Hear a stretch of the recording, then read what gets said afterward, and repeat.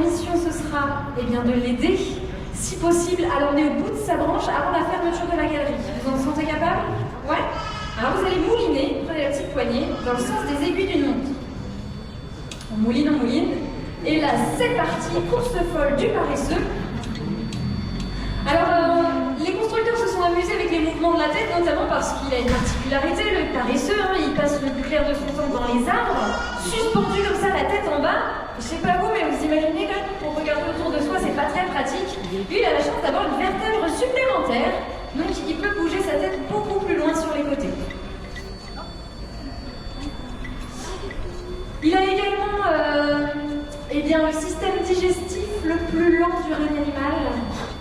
C'est-à-dire qu'il met 2 semaines à digérer une seule feuille d'arbre. Voilà, vous imaginez. Et c'est en fait pour cette raison-là que les paresseux sont si lents. C'est pour leur survie. Comme ce qu'ils mangent, c'est pas très riche, ils le mangent lentement. Et donc du coup, tous leurs mouvements sont ralentis pour pas dépenser trop d'énergie. Vous, ça va, vous dépensez pas trop d'énergie? Essayez un petit peu plus vite pour voir. Vous voyez une différence? Paresseux reste un paresseux, quoi qu'il arrive. Et alors il descend quand même une fois de temps en temps au sol, à vrai dire à peu près une fois par semaine. Et là c'est pas très glorieux, le pauvre, il met sa vie en danger pour se délester des feuilles mâchées, pour faire la grosse commission, oui. Et à cette occasion, comme il risque sa vie, il fait pas les choses qu'à moitié, il se déleste de pas loin d'un tiers de sa masse. Un tiers de sa masse. Je vois quelques sourcils se relever. Pour les autres qui visualisent pas très bien l'échelle humaine, ça reviendrait à un étron hebdomadaire de 20 à 30 kilos. Vous avez l'image en tête? Parfait. Et les pattes qu'il déplace, elles font pas loin de 30 kilos chacune. On peut doubler le poids si on peut notre poids, donc mais j'essaie de garder le sourire pour la photo. Alors, comment est-ce qu'elle fonctionne cette fourmi? Eh bien, tout simplement, elle est posée sur un châssis, 2 roues motrices à l'arrière et une roue folle à l'avant pour pouvoir manœuvrer. Le tout télécommandé à distance par Lauriane et sa superbe télécommande.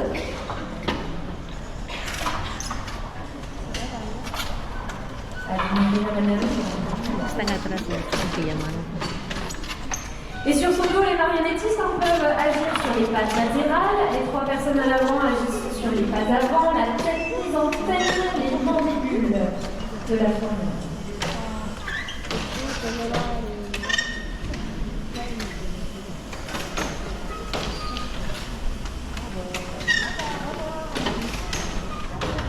Normalement, ça peut faire jusqu'à 100, voire même 150 battements d'air par seconde. Et c'est pour ça qu'ils font des vols en général stationnaires devant des fleurs. Ils n'ont pas besoin de se poser, ils peuvent rester en l'air, devant, et se nourrir du nectar des fleurs. Et donc pour notre projet d'arbre héron, on aimerait créer une petite famille comme ça, 4 ou 5 colibris, couleurs différentes, de formes un peu différentes. Et leur créer un gros bouquet de fleurs pour qu'ils viennent à tour de rôle faire un petit ballet, une petite danse. Et sans bouffer à l'intérieur. Ouais, c'est chouette, Je vais monter aussi. Il y a un peu de place. Pour encourager l'aventure. Donc ici, il s'agit d'un petit automate. C'est une collègue qui l'a actionné au moyen d'un petit poste de commande, des petits boutons. Regarde, ça le lance tout seul. Alors, vous êtes tous un peu trop grands quand même pour tenir sur son dos. Puis ça nous permet d'avoir un petit cri pour également l'appeler. Très bien. Je pense que c'est le meilleur cri de la journée pour l'instant. On a eu des miaou, c'est pour ça. La femelle peut répondre à ce petit cri. Ça met la pression.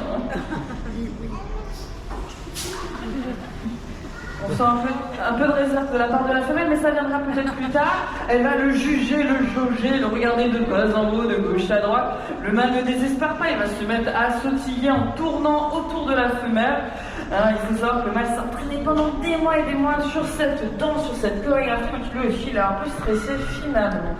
La femelle va quand même lui montrer qu'elle est un peu intéressée par lui, pour cela elle va se redresser, ouvrir en grand ses ailes, et ça permet à notre mâle de savoir qu'il a capté son attention et il va pouvoir à son tour ouvrir ses ailes. Et alors là c'est parti, marionnettiste, bougez nos petits osios comme de John Travolta dans La fièvre du samedi soir. Accélère un peu le rythme. On va. Faut autant entendre le bruit des plumes de nos oiseaux que les muscles qui craquent, les os qui craquent. Parce que je vous dis que c'est une machine sportive, un peu comme une marionnette. Chaque petit câble ici va désarticuler, articuler une partie de nos oiseaux, le bec, le cou, les ailes, etc., etc. Dans la nature, c'est une danse qui peut durer à peu près 45 minutes, 1 heure. On ne lâche rien. Tous les échauffements au départ, c'était très important. Par contre, vous avez peut-être une voiture à prendre pour rentrer chez vous, on va faire peut-être plus court. Ouais, on va faire plus court. On va faire une petite ellipse dans le temps, on peut s'arrêter, souffler un peu, se reposer. On va demander quand même à la femelle si elle a été conquise par notre mâle. Ah oui, il y a beaucoup de ratés aujourd'hui, mais là, on s'en est bien tiré. Merci à nos équipes de Marionnettiste. Bon travail. Alors, pendant que vous regardez son goûter, je vais kidnapper un enfant. Tiens, toi, quelle rigolade, tiens, ici.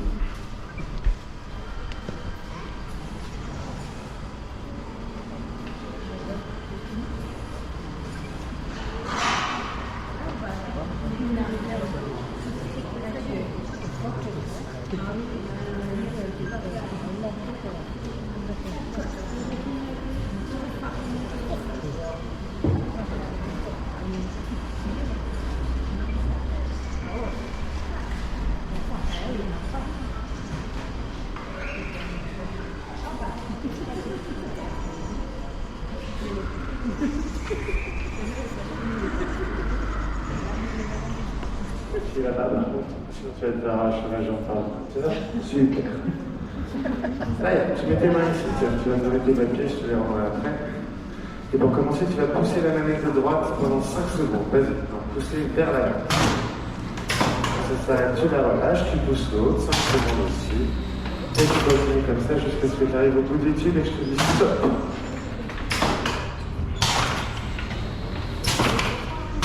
Alors, comme toute nos machines, ces machines principalement faites de bois et d'acier.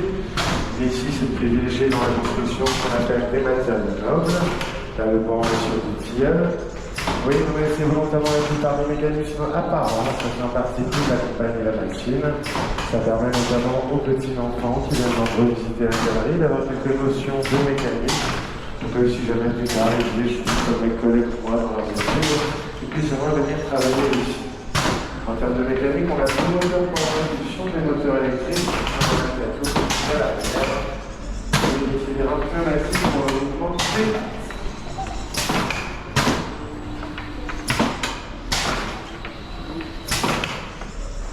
Ah, stop. Ok, là, t'arrives au bout du tube, tu vois, il n'y a pas d'escalier.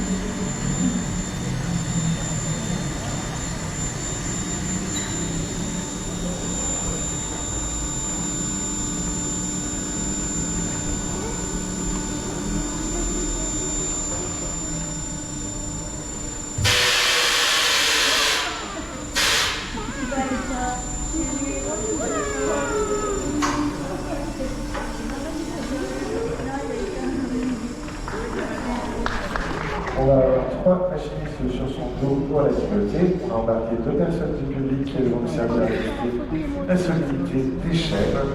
Et au sol, je dirais que cette télécommande va piloter le pont roulant qui va permettre à cette araignée de s'élever dans les airs. Alors les enfants, ne vous approchez pas de l'araignée, restez bien derrière la limite de sécurité, parce qu'elle adore manger les yeux des enfants pour ensuite aspirer leur cervelle et on ne les revoit plus jamais.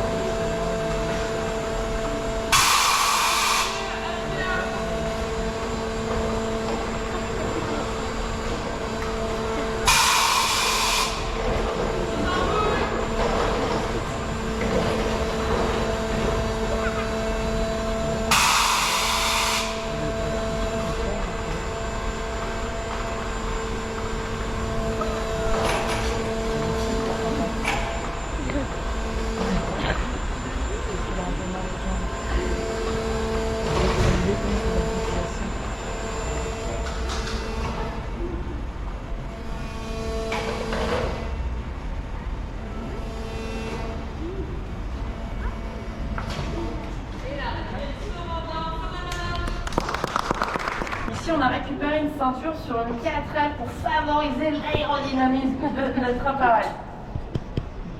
Est-ce qu'il a très très Je comprends la blague. Bon, je la refais peut-être pas alors. Est-ce que tu as une destination, Baptiste? Tu veux partir quelque part?